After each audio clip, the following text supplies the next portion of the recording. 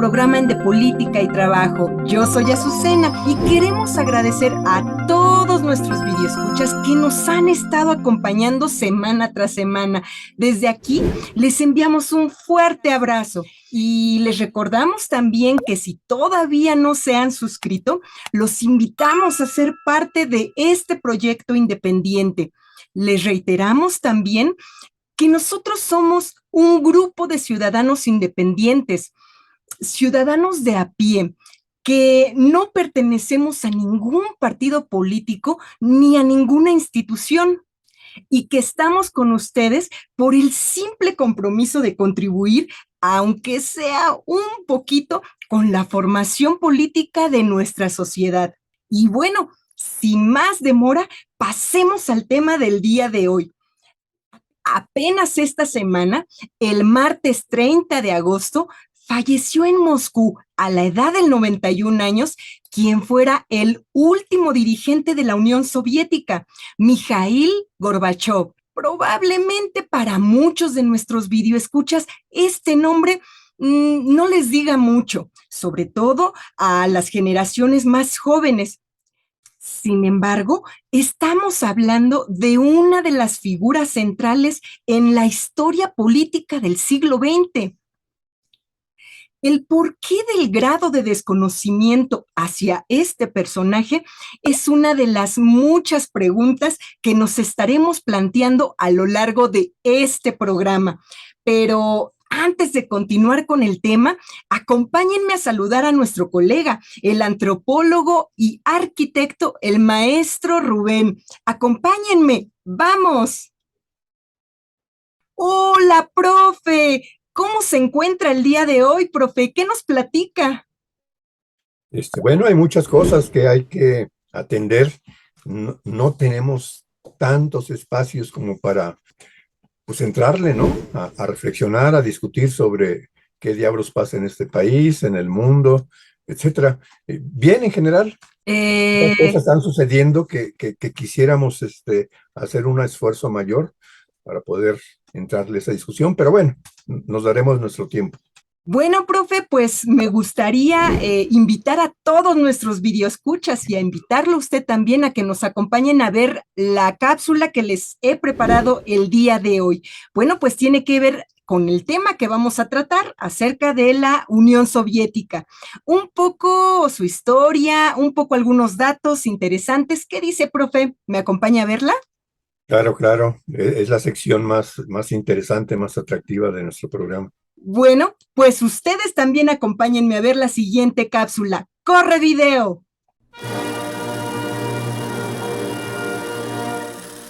Mientras Lenin construyó para su pueblo la revolución social más importante del siglo XX,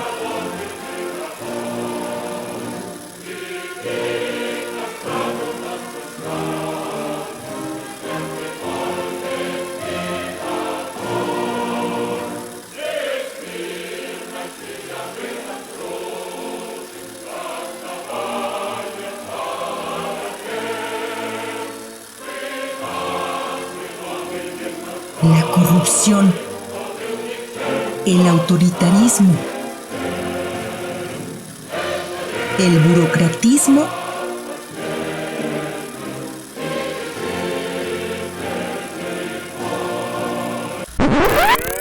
y la ineptitud se encargaron de destruirla. ¿Hacia dónde va el socialismo en el siglo XXI?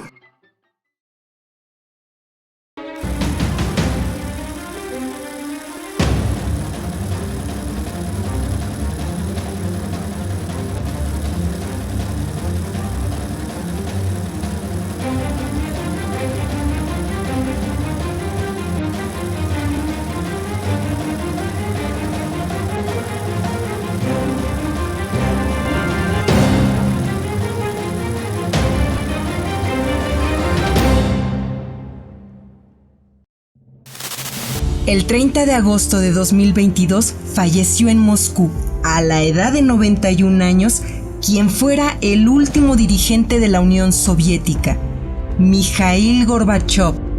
Glorificado hasta la saciedad por las potencias occidentales, repudiado por su pueblo, I like it. ¿Cuál es el papel del socialismo como teoría crítica al capitalismo en la época actual? Nacido en 1931 y de origen campesino, Mikhail Gorbachev llegaría a convertirse en el poderoso secretario general del Partido Comunista de la Unión Soviética hacia el año de 1985. A Gorbachev le correspondería llevar las riendas de un Estado nacional inmerso en la corrupción, el autoritarismo, la burocracia y el enfrentamiento constante con Occidente en términos económicos, políticos y militares a través de la llamada Guerra Fría. En la búsqueda de una reestructuración del Estado soviético, Gorbachev implementaría las políticas denominadas perestroika, reestructuración, y glasnost, transparencia, las cuales, según él, conducirían a una recomposición de la Unión Soviética y a su fortalecimiento. De igual manera, impulsaría el denominado fin de la Guerra Fría con su apoyo a la reunificación alemana en 1990 y el posterior desmantelamiento del Pacto de Varsovia en abril de 1991. Las medidas adoptadas por Gorbachev, no obstante, más que fortalecer al Estado soviético, devendrían en una pugna interna por el control de la Unión y el consecuente fortalecimiento político, económico y militar de las potencias occidentales. El fin de la Unión Soviética llegaría el 25 de diciembre de 1991, con la renuncia de Gorbachev a la presidencia del país y la disolución formal del Estado un día después. ¿Cuáles serían las consecuencias que para el mundo acarreó el desmantelamiento de la Unión Soviética? En primer lugar, los Estados Unidos se posicionarían como la mayor potencia económica, política y militar a nivel global, inaugurando una era de pleno dominio imperialista, la cual persiste hasta nuestros días. De igual forma, con la disolución del Pacto de Varsovia, el único contrapeso militar del bloque socialista, la OTAN, Organización del Tratado del Atlántico Norte, encabezada por los Estados Unidos y Europa, se erigiría como la mayor coalición militar en la historia de la humanidad, direccionando la geopolítica mundial en función de sus propios intereses nacionales. En resumen, la desaparición de la Unión Soviética representó para el mundo la imposición de un nuevo orden geopolítico en donde prevalecen los intereses y la interpretación de la realidad de las potencias del capitalismo central, los Estados Unidos y Europa. Con la desaparición de la Unión Soviética sobrevino también una acelerada desaparición del pensamiento marxista y socialista del debate político público. Esta desaparición, no obstante, no resulta casual, por el contrario, se encuentra perfectamente planificada. Tanto en los medios masivos de comunicación como en la academia, el pensamiento socialista como crítica científico radical al sistema capitalista fue rápidamente sepultado. En su lugar, el capitalismo ha impulsado desde la década de los años 90 narrativas ideológicas subalternas aparentemente críticas a este sistema, pero que, en el fondo, le resultan completamente inofensivas. La defensa de los derechos humanos, las reivindicaciones étnico-nacionalistas, el ecologismo, los discursos de género, etc.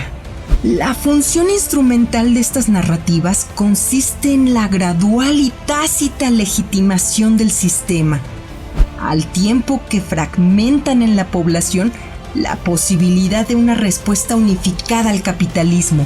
Se espera, por ejemplo, que una trabajadora deje de pensarse a sí misma como trabajadora explotada y se conciba únicamente como mujer, que deje de señalar al empresario como su explotador y que en su lugar coloque como su enemigo histórico al varón.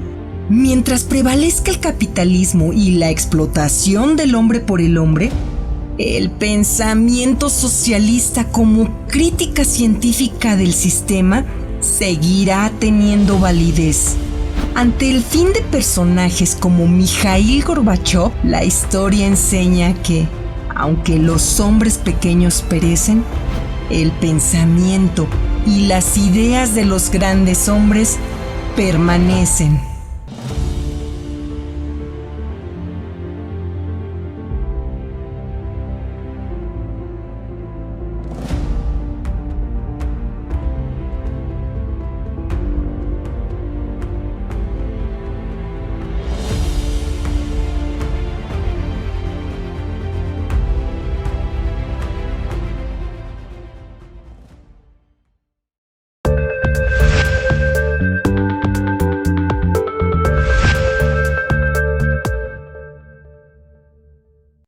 Y bueno, tal y como vimos en la cápsula, nacido en 1931 en el seno de una familia campesina, Mikhail Gorbachev se convertiría en el secretario general del Partido Comunista de la Unión Soviética hacia los años de 1985. Dicho cargo, para explicarlo en términos generales, sería algo así como el presidente de la entonces llamada Unión Soviética. A Gorbachev se le recuerda por su amplio acercamiento con las potencias occidentales. Recordemos que al término de la Segunda Guerra Mundial en 1945, el mundo quedó dividido en dos grandes polos geopolíticos, a saber, el mundo capitalista liderado por Estados Unidos y Europa y el mundo socialista encabezado por la Unión Soviética y China. A lo largo de la segunda mitad del siglo XX, ambos polos permanecerían enfrentados en términos económicos, geopolíticos y militares, buscando cada uno de ellos imponer su visión de la realidad al resto del mundo. De esta manera, muchos países se plegaron al bloque capitalista, como México y el resto de América Latina, con la excepción de Cuba, y muchos otros al bloque socialista, como Checoslovaquia, Yugoslavia, Polonia, Vietnam, etc. Esta lucha entre las potencias socialistas y las potencias capitalistas sería conocido comúnmente con el nombre de Guerra Fría. Hacia la década de los años 80, Gorbachev implementaría una serie de reformas políticas al interior de la Unión Soviética, entre ellas la famosa perestroika y la glasnost, que significa reestructuración y transparencia, las cuales, según él, conducirían a una recomposición de la Unión Soviética y a su fortalecimiento. Sin embargo, sucedió todo lo contrario. Estas reformas desatarían una fuerte pugna por el poder político al interior de la Unión Soviética, la cual decantaría finalmente con la disolución de la misma en la Navidad de 1991. Con el desmantelamiento de la Unión Soviética, los Estados Unidos se posicionarían como la mayor potencia económica, política y militar a nivel global, inaugurando una era de dominio imperialista tal y como persiste hasta nuestros días. Bueno, después de esta pequeña introducción histórica del tema del día de hoy, me gustaría, profe, que nos respondiera algunas preguntas que me vienen a la mente. ¿Qué consecuencia tuvo para el mundo la disolución de la Unión Soviética en 1991? ¿De qué modo esto afectó a nuestro país? ¿Verdaderamente era un Estado socialista la Unión Soviética? Me gustaría también que nos hablase un poco de lo que es el socialismo. ¿Qué es el socialismo y en qué se diferencia de lo que fue denominado socialismo real? ¿Cuál es la diferencia entre socialismo, comunismo y marxismo? Por último, también preguntarle, el socialismo como teoría crítica de la sociedad capitalista sigue teniendo vigencia? Profe Rubén, ¿qué nos cuenta al respecto de estas inquietudes que tenemos el día de hoy con respecto al tema que estamos tratando? Voy a intentar dar respuesta a Azucena, pero híjole, las preguntas se pueden abrir mucho y voy a intentar sintetizar, pero incluso siguiendo en principio la lógica de tu intervención inmediata, ¿no? Lo que tiene que ver con, pues eh, la existencia de la Unión Soviética primero, la Segunda Guerra Mundial y lo que pasó un poco después, ¿no? Eh, Se supone que el socialismo eh, tiene que ver con un periodo de transición hacia una sociedad donde van a desaparecer las clases sociales. Y luego entonces, en esa perspectiva, la contradicción de clase que hay entre burgueses y proletarios, en la perspectiva de acabar con el capitalismo, pues tiene que ver con el proletariado. Eso es mucho de la formulación de Marx, ¿no? Y del marxismo en general, sus seguidores. Sin embargo, por ejemplo, Rusia avanza en la perspectiva de una revolución proletaria con un proletariado muy débil numéricamente y muy poco organizado y muy de ser obreros proletarios, pero no tener conciencia plena del proyecto socialista, ¿no? Y entonces por ahí el partido bolchevique pues juega el papel de aprovechar la oportunidad por la crisis del capitalismo y por lo que sucede en Rusia como para avanzar y hasta acabar con el zarismo e iniciar un proceso tendiente a la construcción del socialismo. Es una revolución proletaria, sin duda, con todas las debilidades de la propia clase obrera en Rusia, pero bueno, jugó su papel, fundamentalmente por la dirección del partido bolchevique.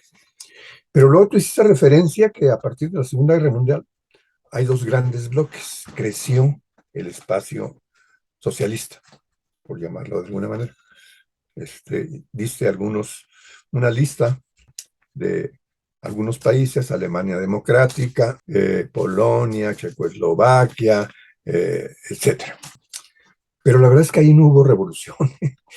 Ahí se repartieron el poder los que ganaron la guerra contra el fascismo, contra el nazismo, ¿no? Sí, y esta es otra debilidad que tiene que ver con esos socialismos, sí, finalmente, ¿no? No fue producto de la organización de la clase obrera que tiene como proyecto acabar con la propiedad privada de los medios de producción capitalistas, etcétera, etcétera. Y esta debilidad entonces se va a ir mostrando más adelante con respecto a sus posibilidades de mantenerse, reproducirse, crecer, y más bien sucedió algo diferente, ¿no?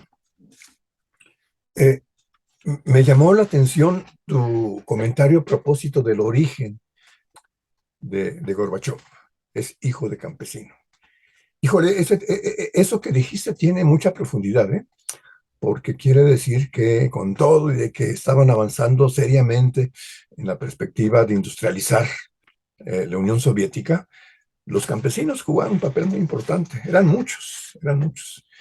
Y la revolución socialista tiene como principio que el sujeto histórico es la clase obrera, e incluso alguna vez se llegó a plantear por Marx que se iba a dar el socialismo o este proceso en los países más avanzados en términos capitalistas. Pero luego Marx rectificó a propósito de broncas en Irlanda en el propio siglo XIX y más bien abrió la perspectiva de lo que muchos dijeron y decimos luego, de que el socialismo puede construirse en los eslabones más débiles del capitalismo, no necesariamente los más avanzados, ¿no? Entonces, esos elementos me parece que son muy importantes de tomarlos en consideración.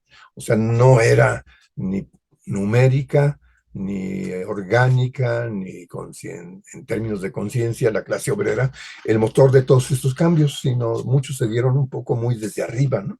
Finalmente, ¿no?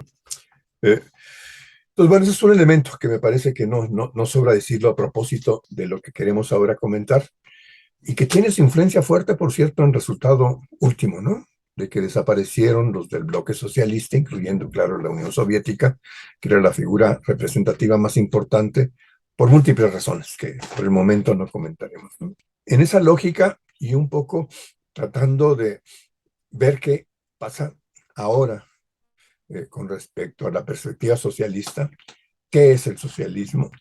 ¿Cuál es la formulación básica de Marx a propósito del capitalismo? Que es la crítica a la economía política, es decir, la crítica a la economía burguesa. ¿De dónde se le achaca al marxismo que es la ciencia del proletariado o de qué es el socialismo científico? Pues de cosas que también son complicadonas comentarlas. El Capital es un trabajo excepcional, gigantesco, que a profundidad maneja lo que es el capitalismo de aquella época en el país más avanzado en términos industriales, que es Inglaterra. Eh, y sobre esta base, bueno, lo que descubre Marx, que ahora es muy sintético lo que voy a decir, tiene que ver con que la producción en el capitalismo se produce socialmente, es decir, por los operadores de las fuerzas productivas, los operadores de las fábricas, de las máquinas, etcétera, por los proletarios, pues, ¿no? Sin embargo, el resultado de esa producción está en propiedad privada. ¿Sí? Y luego entonces, si la riqueza la producen los proletarios, pues una pregunta inmediata que podemos hacernos tiene que ver con lo siguiente. ¿Acaso se necesitan los burgueses para seguir produciendo? Es decir, pues si el carácter social de la producción está caminando, ¿para qué queremos aquellos, no? ¿Sí? Esa es la gran respuesta que dio, claro, en una reflexión profundísima y de muchos tomos y de medio vivir, incluso de manera muy pobretona, etcétera, etcétera. Y por cierto, en el capitalismo mismo hay experiencias de que no se necesitan burgueses.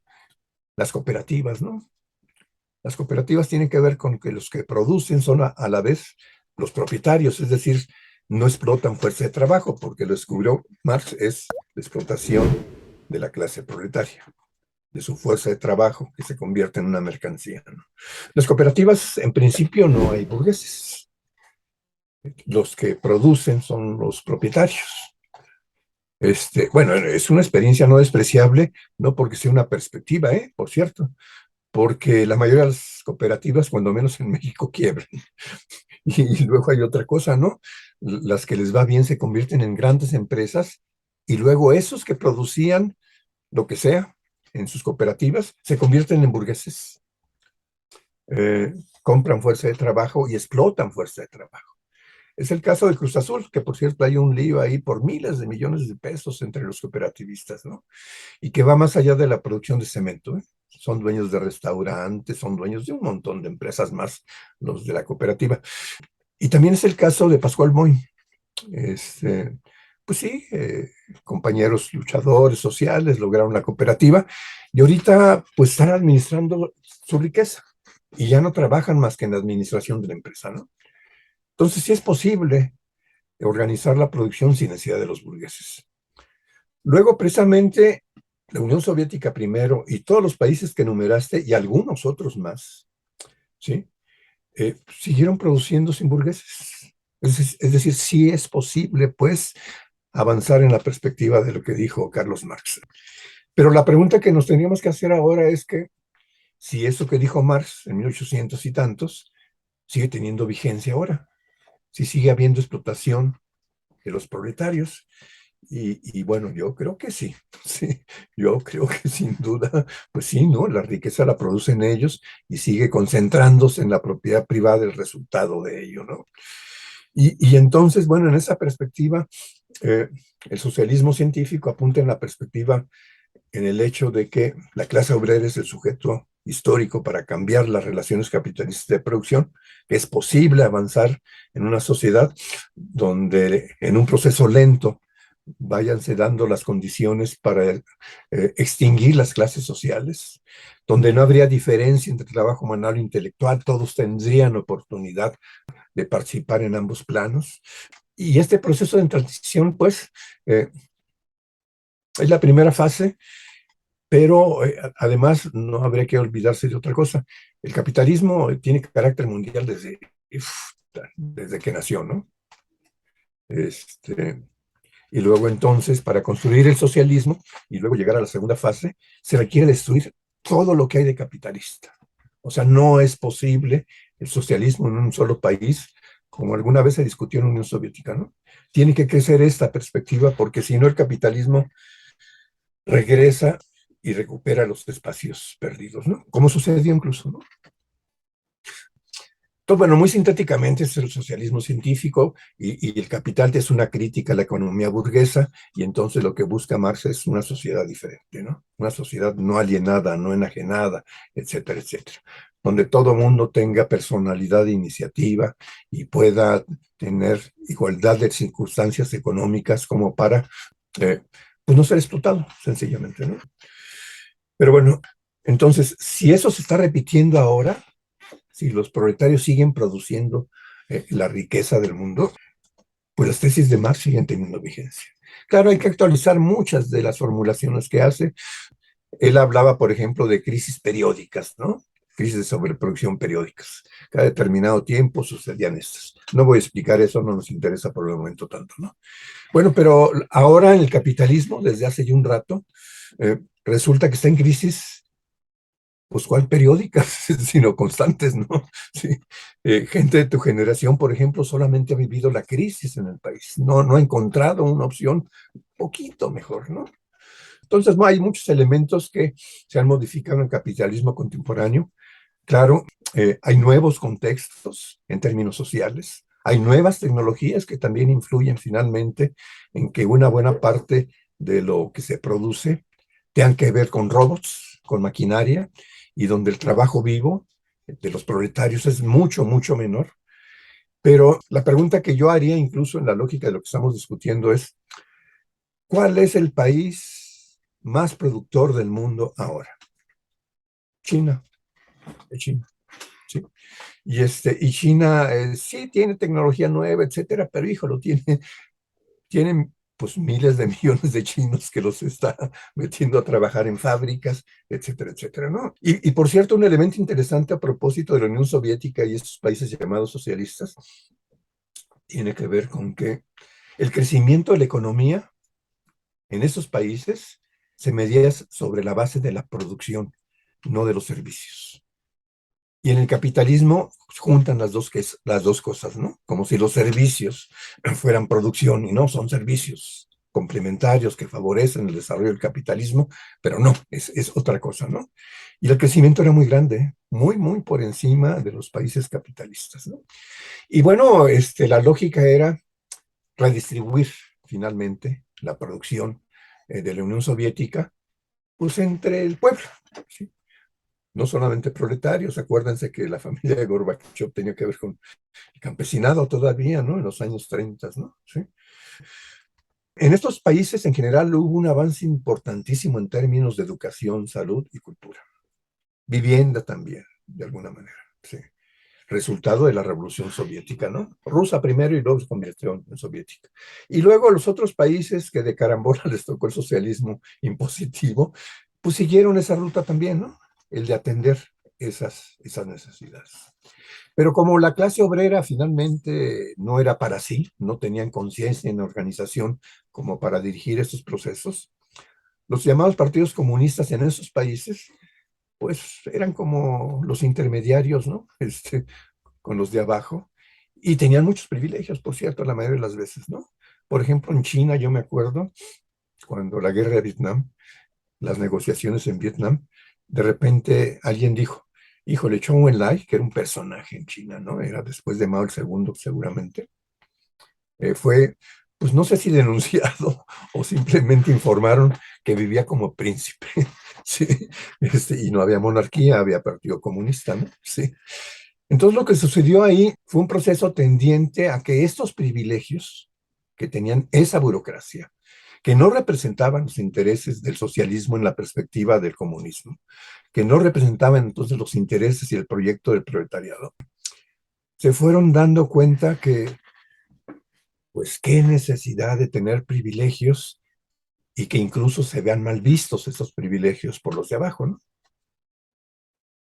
Y ¿saben qué hicieron ellos? Porque no hubo una revuelta en contra del socialismo.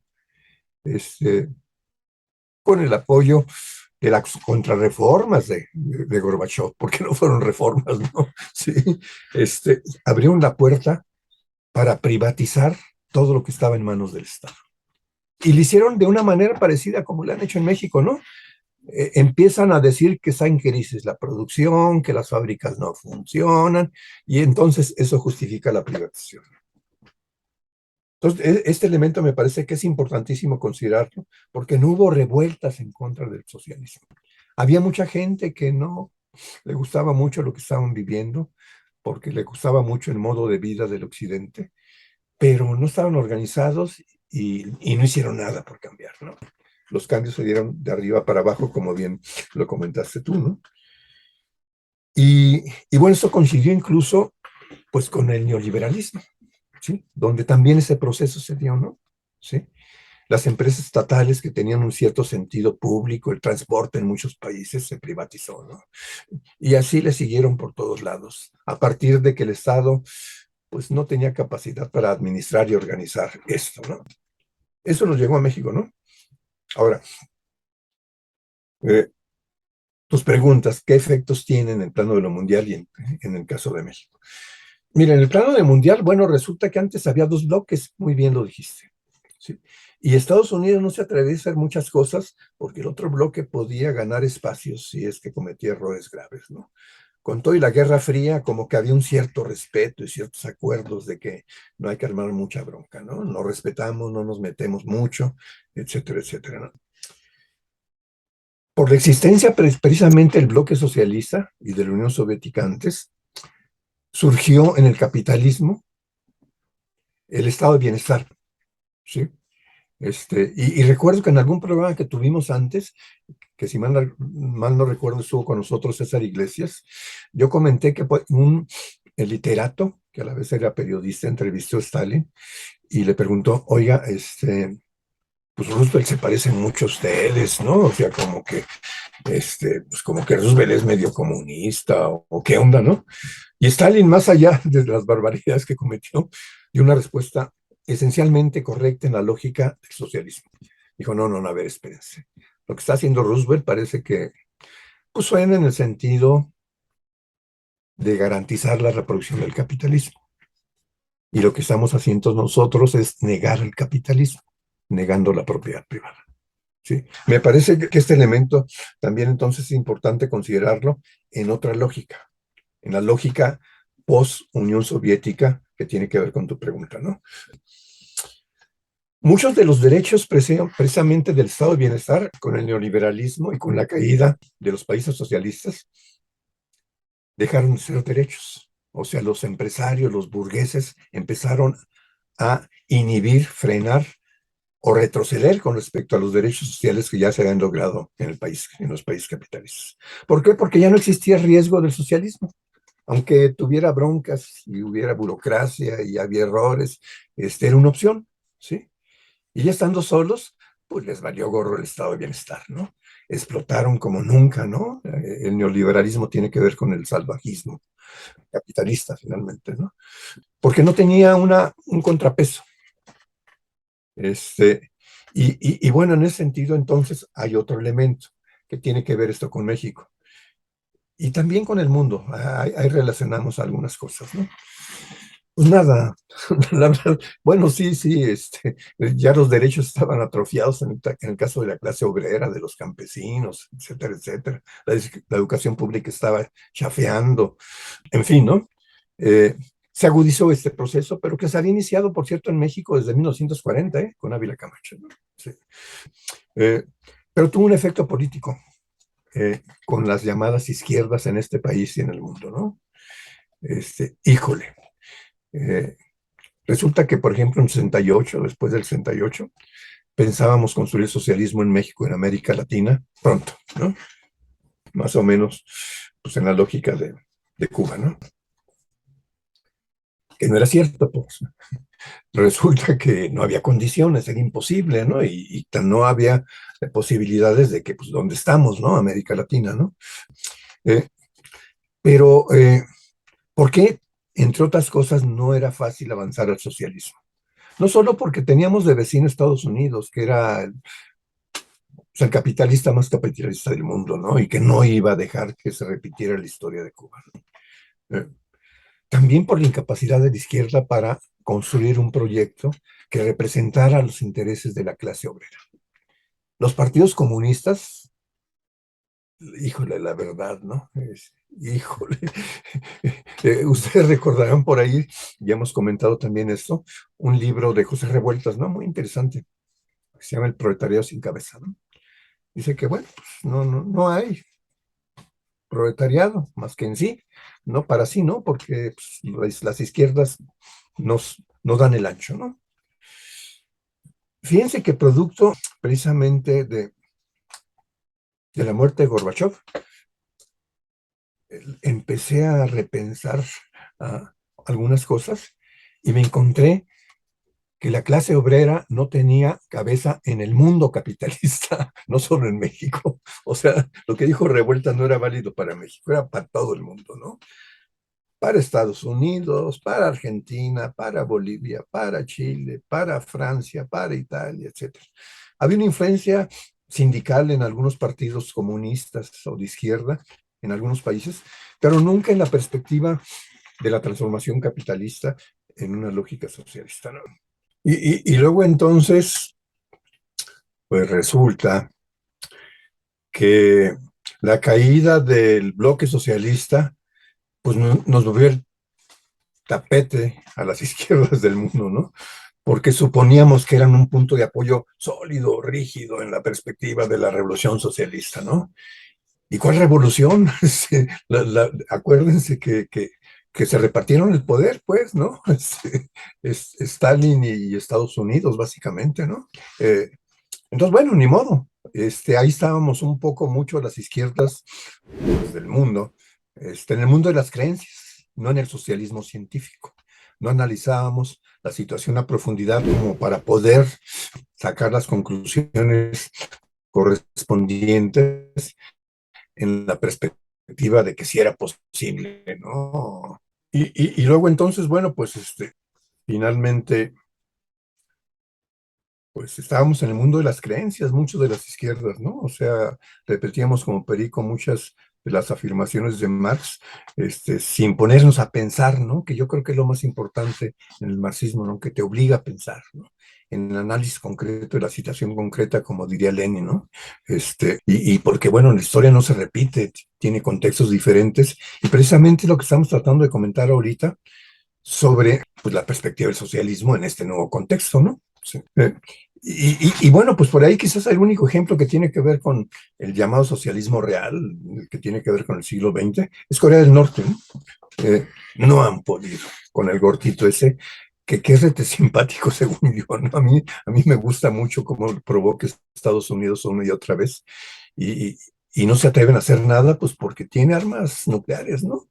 Ahí está Corea del Sur cerquita y en fin, ya tienen armamentos que pueden llegar hasta Estados Unidos. Entonces, es cierto, domina Estados Unidos en términos militares, políticos, económicos ya no tanto, porque la fábrica más importante ahora es China,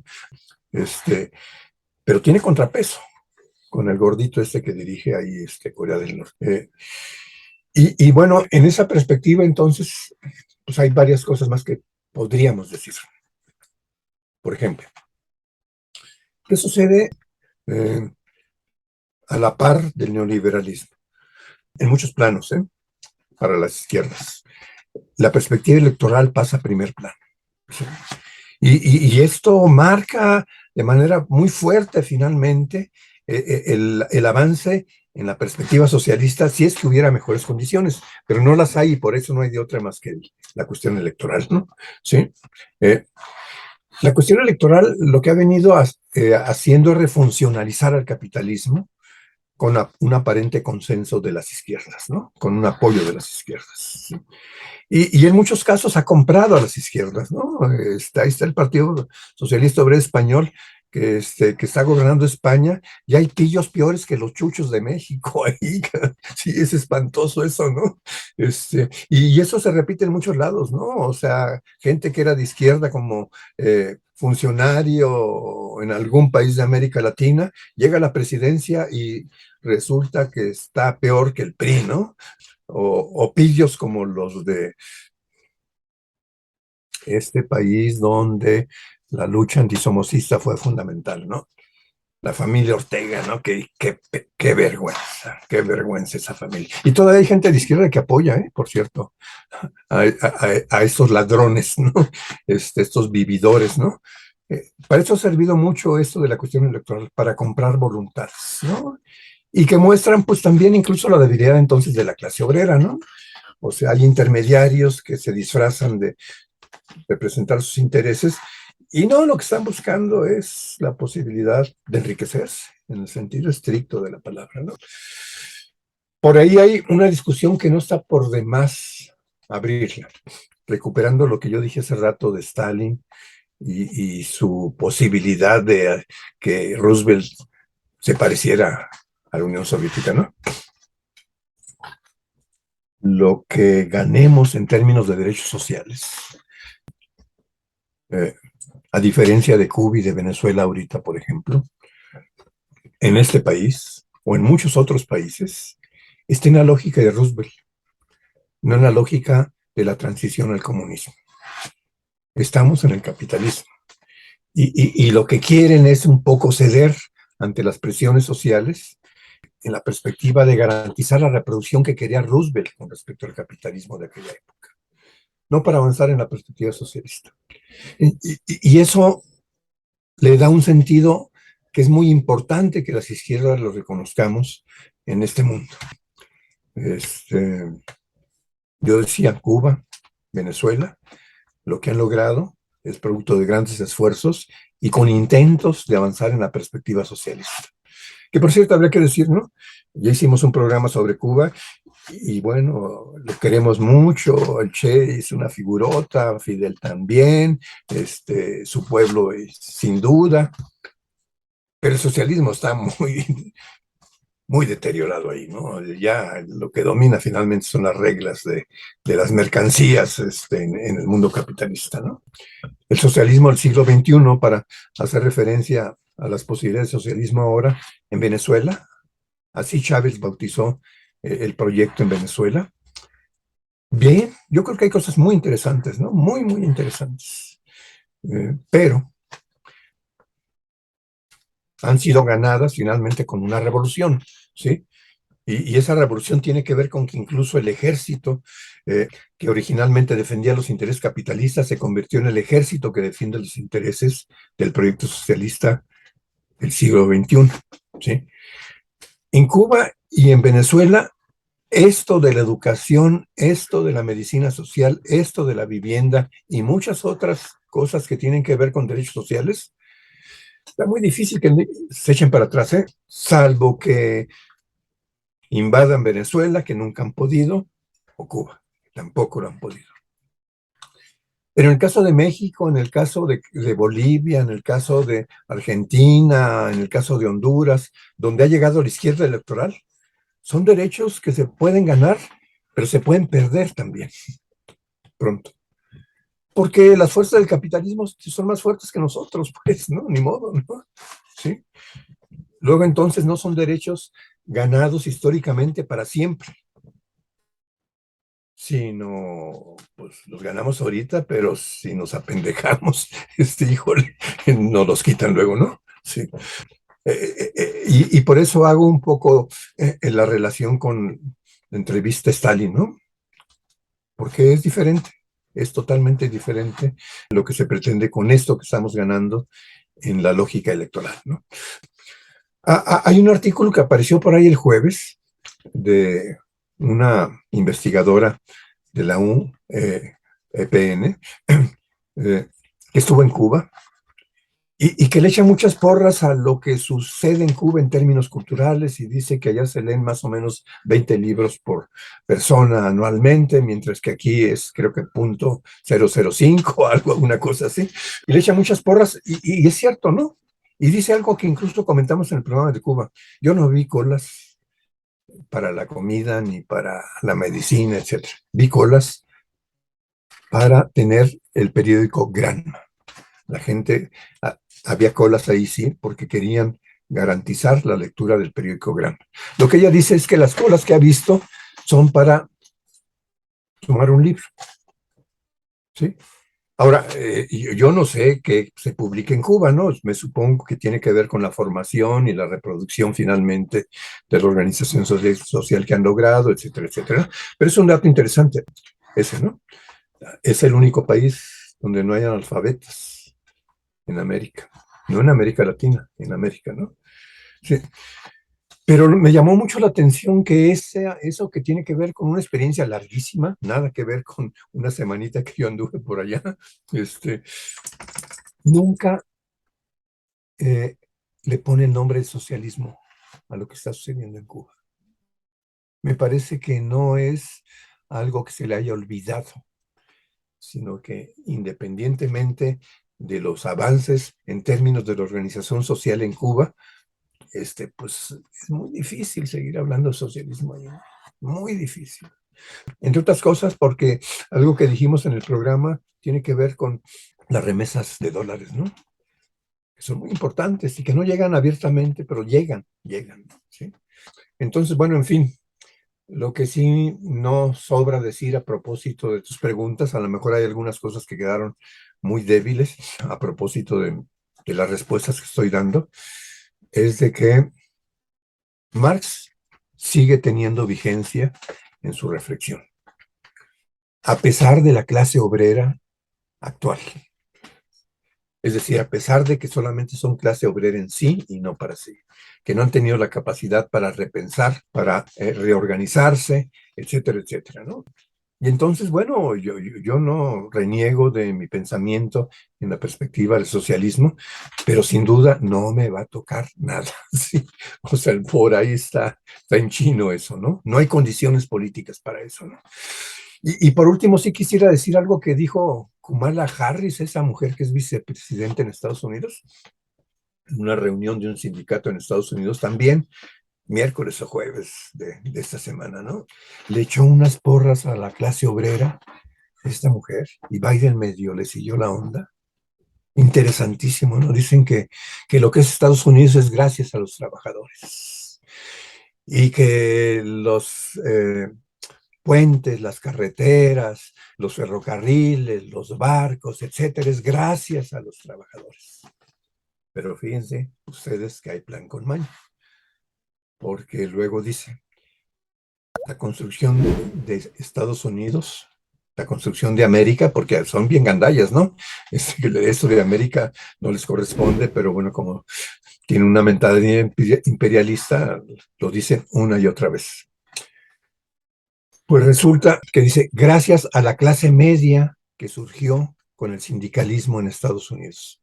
Fíjense qué pinches son, ¿no? Porque resulta que es clase obrera, no es clase media. ¿Qué sucedió en Estados Unidos con el estado de bienestar y en otros países capitalistas? La aristocracia obrera. No es clase media, es aristocracia obrera. Y esa aristocracia obrera ha tenido y tiene todavía muchos privilegios y luego pues son base social y natural del Partido Demócrata en Estados Unidos. O sea, lo que dijo esta mujer tiene algo que ver con Marx, por cierto. Sí, nada más que el sentido que le está dando es para reproducir el capitalismo, ¿no? Sí, jalárselos como base electoral, ¿no? Entonces, bueno, mucho cuidado porque de repente en el discurso hasta de gente como estos imperialistas, pues puede reaparecer Marx, porque es innegable que lo que dijo tiene mucha vigencia todavía, ¿no? Pero puede ser orientado en una perspectiva del cambio social, sino una perspectiva de reproducir el estatus que existe, ¿no? Se pueden decir algunas otras cosas, pero en principio esta sería mi intervención. Y pues gracias a ti y gracias a nuestros videoescuchas, que por cierto el programa pasado estuvo muy padre, muy interesante, hubo una reacción muy, muy interesante de nuestros videoescuchas, particularmente, por cierto, para variar la cápsula, ¿no? Pero bueno, es otra historia. Gracias, Susana. Y bueno, hemos llegado a las conclusiones de este programa. Una de las primeras preguntas que nosotros planteamos al inicio de este programa era ¿por qué las nuevas generaciones? Y no hablamos solo de las nuevas generaciones aquí en México, sino también de las nuevas generaciones en la propia Rusia. ¿Por qué el nombre de Gorbachev o de la Unión Soviética les resulta tan extraño, tan desconocido? Yo pienso que esto no es casual. Desde la disolución de la Unión Soviética en 1991, con la implementación de una narrativa dominante y triunfante, la del capitalismo, se impulsó rápidamente una estrategia de desmemoria colectiva. Apenas se estaba colapsando la Unión Soviética cuando los medios masivos de comunicación y los propios intelectuales, así como los académicos conservadores, ya estaban sepultando la teoría marxista o el pensamiento marxista socialista. Como quien dice, el paciente aún no moría y ya se les hacía tarde para sepultarlo. Esta es una estrategia perfectamente planificada por el sistema de poder capitalista para llevar al olvido a una teoría crítica y a una historia que aún puede presentarse amenazante a los intereses del capitalismo. Recordemos que el sistema político implementado en la Unión Soviética, el llamado socialismo real, se distanció enormemente del socialismo humanista planteado por Marx hacia finales del siglo XIX e incluso del propio socialismo planteado por Lenin a principios del siglo XX. El socialismo soviético, también denominado socialismo real, devino en un sistema burocrático, corrupto y autoritario, tal y como nos lo acaba de explicar profe Rubén, que poco o nada tenía que ver con los principios planteados por los teóricos socialistas del siglo XIX y con su crítica científico radical al sistema capitalista. Sin embargo, el capitalismo hizo ver de manera masiva que el fracaso del socialismo soviético también incluía el fracaso de la crítica científica al sistema capitalista. Para comprender mejor esta idea, me gustaría ponerles un ejemplo. Este ejemplo tiene que ver con la corrupción en Pemex que se vive hoy en día y la nacionalización. Esta nacionalización de petróleo llevada a cabo por Lázaro Cárdenas en 1938. Bueno, pues los pseudointelectuales neoliberales argumentan en este sentido lo siguiente: como Pemex se ha convertido en una institución corrupta, por lo tanto, las nacionalizaciones no tienen sentido y deben evitarse. Recordemos que este argumento presentado por muchos opinadores y economistas de derecha, en el fondo es una falacia del tamaño del mundo. Incluso hay un nombre técnico para esta falacia. Esta falacia se llama falacia de la falsa causa, en donde un tramposo intenta establecer una conclusión que no tiene nada que ver con las premisas de las que se partió. Los neoliberales utilizan esta falacia para descalificar las nacionalizaciones. Ellos dicen: como Pemex se encuentra hundida en la corrupción, el Estado mexicano debe privatizar los bienes nacionales y no nacionalizarlos. Algo similar sucede con el colapso de la Unión Soviética y la negación del socialismo como crítica científica del capitalismo. Se argumenta falazmente: como la Unión Soviética se colapsó, por lo tanto, toda teoría política socialista carece de validez. Esto no es así. Como lo mencionamos anteriormente, una cosa fue el socialismo soviético o socialismo real y su fracaso, y otra muy distinta, bueno, pues lo es la validez y actualidad que tienen la crítica científica al capitalismo que plantean los teóricos marxistas clásicos y la cual sigue teniendo validez hasta nuestros días. Y bueno, seguirá teniendo validez en tanto siga existiendo el capitalismo y la apropiación de la riqueza producida por los trabajadores en manos de unos pocos empresarios, tal y como nos lo acaba de decir profe Rubén, es decir, la explotación del hombre por el hombre. La teoría socialista sigue teniendo validez y actualidad y como toda teoría científica, está sujeta a la lógica del ensayo y error, tal y como sucede con las propias ciencias exactas. Los avances tecnológicos más complejos que se han alcanzado hoy en día, como la navegación espacial, bueno, pues estuvieron también sujetos a la lógica de ensayo y error. Esto ha sucedido con todas las teorías científicas a lo largo de toda la historia. Con la teoría socialista sucede algo similar. La crítica al sistema tiene validez. Lo que resulta necesario, pues, es repensar los medios o las formas adecuadas de llevarla a la práctica. Por otro lado, con la caída de la Unión Soviética y el triunfo del capitalismo central, gracias a figuras como Gorbachev, el propio capitalismo se vio en la necesidad de crear e impulsar narrativas ideológicas aparentemente críticas a este. Todo sistema de poder, tal y como ya lo decía Maquiavelo, necesita tener su némesis o antagonista que pueda legitimarlo. Es como en las películas de Marvel. No puede haber una buena película solo con héroes. La propia estructura narrativa de la película exige que haya villanos, si no, pues no sería una buena película. Pensémoslo así. ¿Qué sería de los Vengadores sin Thanos? Por ejemplo, algo similar sucede con el capitalismo. Para que éste adquiera legitimidad, necesita de discursos que se muestren aparentemente críticos a él. Al sepultar al marxismo, el capitalismo se vio en la necesidad de crear una opción ad hoc a sus intereses.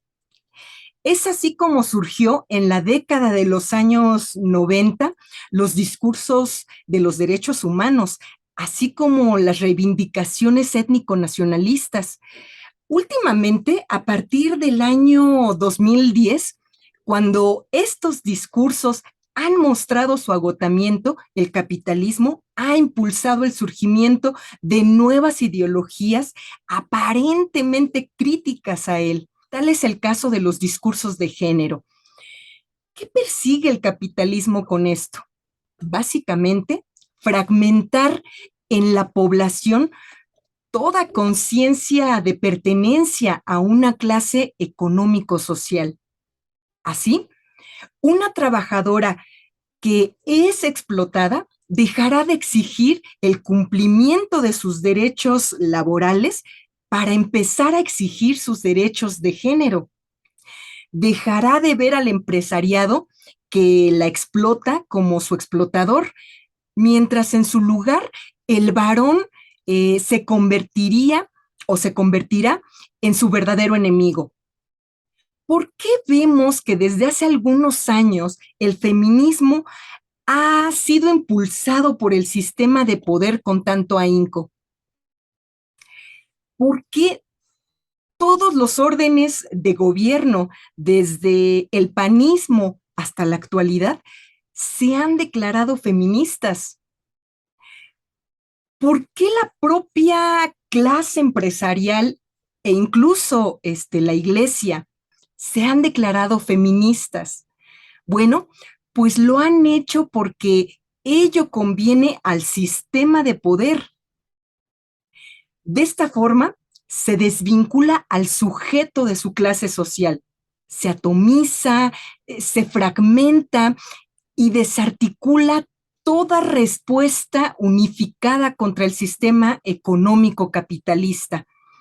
Y bueno, pues esas son algunas de las reflexiones y algunas de las conclusiones que yo puedo sacar con respecto al tema que tratamos el día de hoy, profe. Usted platíquenos qué es lo que concluye de este tema tan importante que estamos tratando el día de hoy. Mira, por ahí a propósito de tu intervención, con esto de las conclusiones, me parece que sí hay que subrayar que esto es derivado finalmente de la caída del bloque socialista, ¿no? Hay un personaje famosísimo, vendió miles y miles de libros, Fukuyama creo que se llama, ¿no?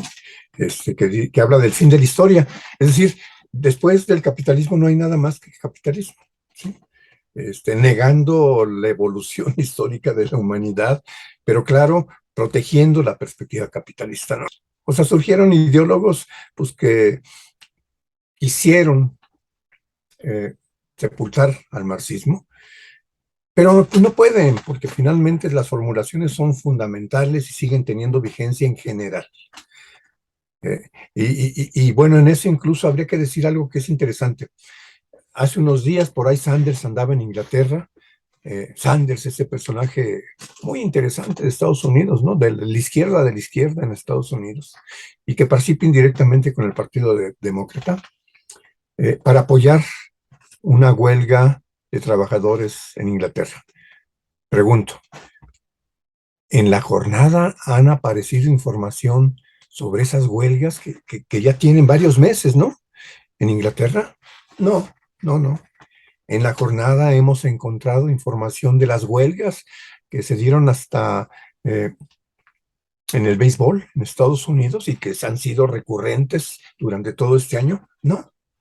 Carlos Guillén, un amigo muy querido, en el programa de Notas sobre el Trabajo Sindical decía, pues que lo que sucede también para manipular, para controlar, es negar la existencia de esos movimientos.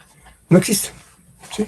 Y si no existen, difícilmente, pues nos vamos a alegrar de este tipo de movimientos que abren la perspectiva, pues, de reaparecer el marxismo, porque finalmente el marxismo es derivado finalmente de la lucha de clases y es la reflexión sobre la lucha de clases en este momento. Pero el marxismo está reapareciendo en el mundo a propósito de estos conflictos que son fundamentalmente defensivos, por cierto. No tienen un proyecto proletario como el formulado por Marx, ¿no?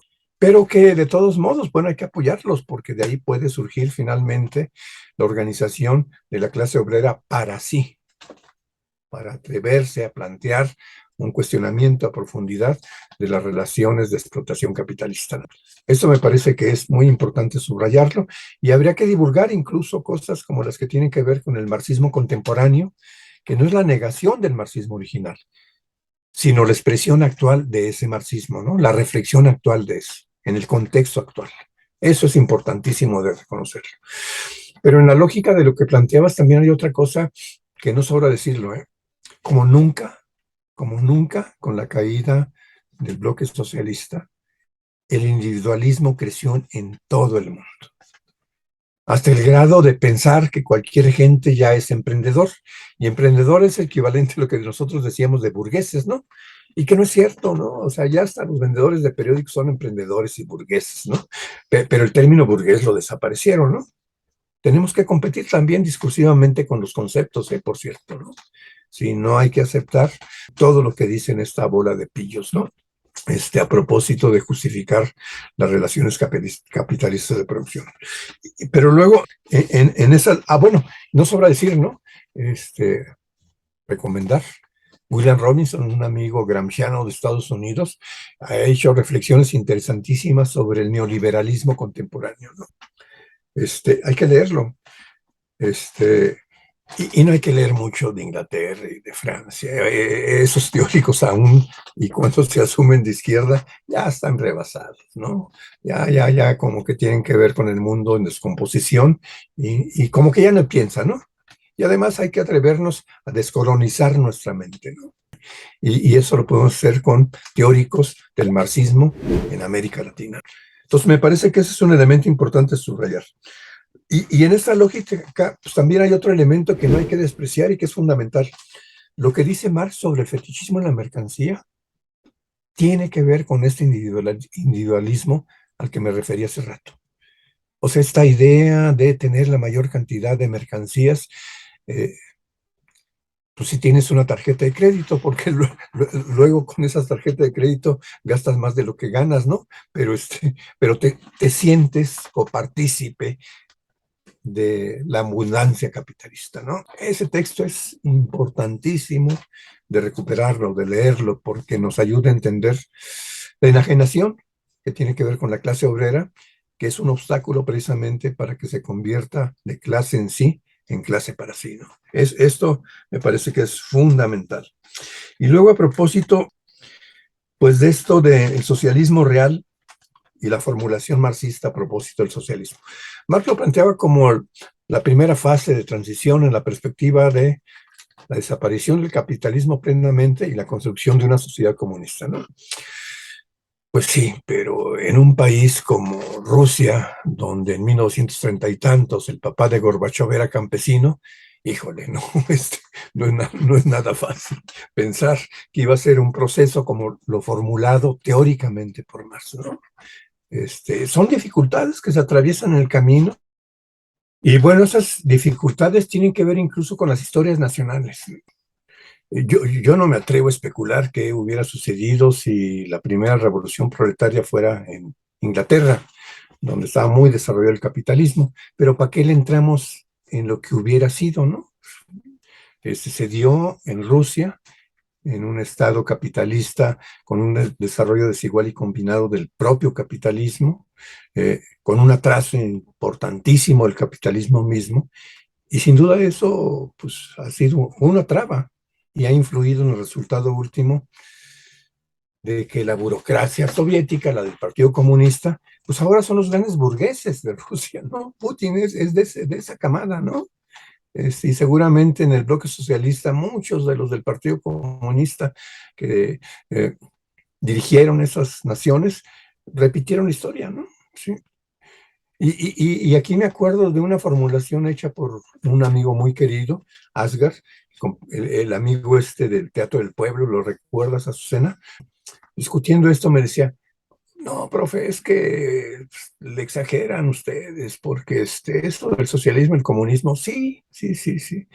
Claro, por las formulaciones científicas de Marx se va a dar. ¿Cuándo? ¿Quién sabe?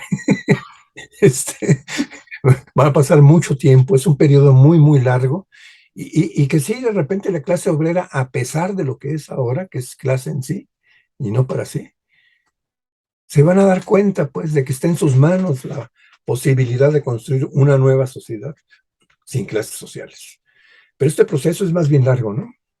No me atrevo a formular fechas, pero es más bien largo.